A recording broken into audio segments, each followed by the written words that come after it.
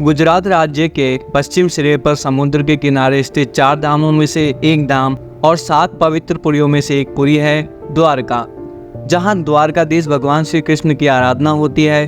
भारत में द्वारका की खास अहमियत है। ये वो शहर है जो महाभारत में बयां की गई कहानी के ज़माने में मौजूद था। लेकिन आखिर ऐसा क्या हुआ कि द्वारका नष्ट हो गई? किसने किया द्वारका को नष्ट? क्या प्राकृतिक आपदा से नष्ट हो गई द्वारका? क्या किसी आसमानी ताकत से नष्ट कर दिया गया द्वारका को, या किसी समुद्री शक्ति ने उजाड़ दिया द्वारका को? आखिर क्या हुआ कि नष्ट हो गई द्वारका और फिर बाद में वह समुद्र में डूब गई? इस सवाल की खोज कई वैज्ञानिकों ने की और उसके जवाब भी ढूंढे हैं। सैकड़ों फीट नीचे समुद्र में उन्हें ऐसे अवशेष मिले हैं जिसके चलते भारत का इतिहास ही बदल गया है। नमस्कार दोस्तों, आप सभी का स्वागत है आपके अपने YouTube चैनल द यूनिवर्सल योगी पर। आज के इस वीडियो में हम द्वारका के अस्तित्व और उसके नष्ट होने के वैज्ञानिक कारणों के बारे में बात करने वाले हैं। तो आइए शुरू करते हैं आज का ये वीडियो। दोस्तों, एक समय था जब लोग कहते थे कि द्वारका नगरी एक काल्पनिक नगर है, लेकिन इस कल्पना को सच साबित कर दिखाया आर्कियोलॉजिस्ट प्रोफेसर SR राव ने।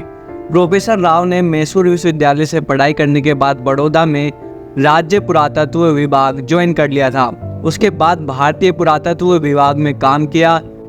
प्रोफेसर राव और उनकी टीम ने 1979 से 1980 में समुद्र में 560 मीटर लंबी द्वारका की दीवार की खोज की। साथ में उन्हें वहां पर उस समय के बर्तन भी मिले जो 1528 ईसा पूर्व से 3000 ईसा पूर्व के हैं। इसके अलावा सिंधु घाटी सभ्यता के भी कई अवशेष उन्होंने खोजे। उस जगह पर उन्होंने खुदाई में कई रहस्य खोले जहां पर कुरुक्षेत्र का युद्ध हुआ था। विशेषज्ञों की कोशिश है कि ऐसे सबूत मिल सके ताकि द्वारका के अस्तित्व के बारे में विवाद समाप्त हो सके, क्योंकि ये जगह अपने इतिहास, धार्मिक अहमियत की वजह से और जाहिर है कि पुरातत्व की वजह से भी खास है। डॉक्टर आलोक त्रिपाठी पानी के नीचे प्राचीन अवशेषों के विशेषज्ञ हैं। वो हिंद महासागर में डूबे हुए खंडरों का तलाश करते हैं। डॉक्टर आलोक त्रिपाठी के मुताबिक पिछले शताब्दी के मध्य में पुरातत्वविदों ने ठोस सबूत तलाश करने की कोशिश की है ताकि वो इसे ऐतिहासिक रूप से स्थापित कर सके। द हिंदू की एक रिपोर्ट के मुताबिक 1963 में सबसे पहले द्वारका नगरी का equation Deccan college, Pune, department of archaeology और गुजरात सरकार ने मिलकर किया था। इस दौरान करीब 3000 साल पुराने बर्तन मिले थे। इसके बाद आर्कियोलॉजिकल सर्वे ऑफ इंडिया की अंडर वाटर आर्कियोलॉजी विंग को समुद्र में कुछ तांबे के सिक्के और ग्रेनाइट स्ट्रक्चर भी मिले थे।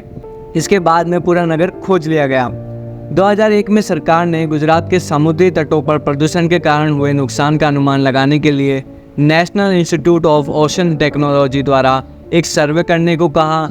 जब समुद्री तलहटी के जांच पर की गई तो सोनार पर मानव निर्मित नगर पाया गया, जिसकी जांच करने पर पाया गया कि ये नगर 32,000 वर्ष पुराना है तथा 9,000 वर्षों से समुद्र में विलीन है।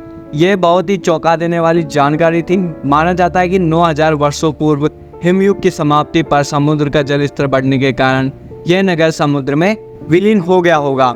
वैज्ञानिकों के अनुसार जब हिमयुग समाप्त हुआ तो समुद्र का जल स्तर बढ़ा और उसमें देश दुनिया की कई तटवर्ती शहर डूब गए। द्वारका भी उन्हीं शहरों में से एक थी। पहले 2005 फिर 2007 में भारतीय पुरातत्व सर्वेक्षण के निर्देशन में भारतीय नौसेना के गोताखोरों ने समुद्र में समाई द्वारका नगरी के अवशेषों के नमूनों को सफलतापूर्वक निकाला। विशेषज्ञों ने इन दुर्लभ नमूनों को देश विदेशों की पुरा प्रयोगशालाओं को भेजा। पुरातत्व विशेषज्ञों ने बताया कि ये खंड बहुत ही विशाल और समृद्धशाली नगर और मंदिर के अवशेष हैं। भारतीय पुरातत्व सर्वेक्षण के निदेशक एक सिन्हा के अनुसार द्वारका में समुद्र के भीतर ही नहीं बल्कि जमीन पर भी खुदाई की गई थी और 10 मीटर की गहराई तक किए गए इस उत्खनन में सिक्के और कई कलाकृतियां भी प्राप्त हुई।